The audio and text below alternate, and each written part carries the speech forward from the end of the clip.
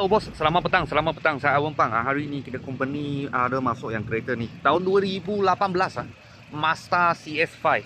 Petrol punya 2.2 GLS lah. 2.2 GLS high spec. Okey, harga cuma jual 64,800 saja.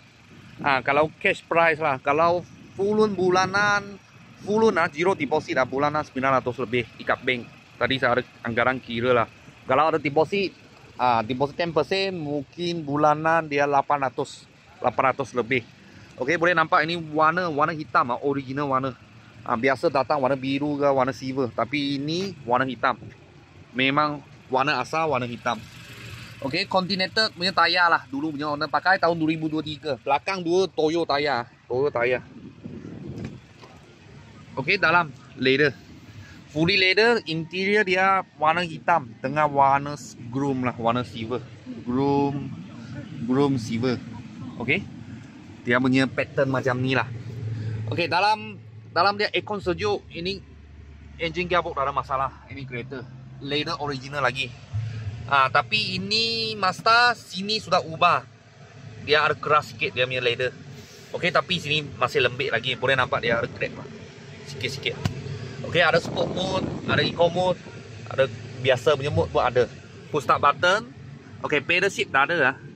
Pedal shift tak ada kat sini. Okey, dia nak main di sini. Lain-lain punya dalam condition kira okey lah. Tak ada cala, tak ada apa. Tepi pintu dia semua pakai bukan plastik ya, leather semua mungkus ini leather.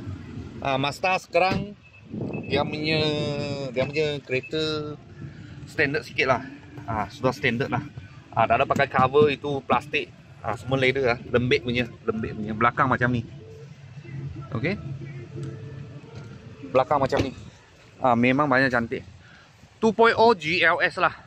2.0 GLS tahun 2018. Harga jual 64,800 sahaja. Kalau full bulanan 900 lebih ikat bank bukan kredit lah. Kalau kredit memang over budget punya. Kredit memang over budget.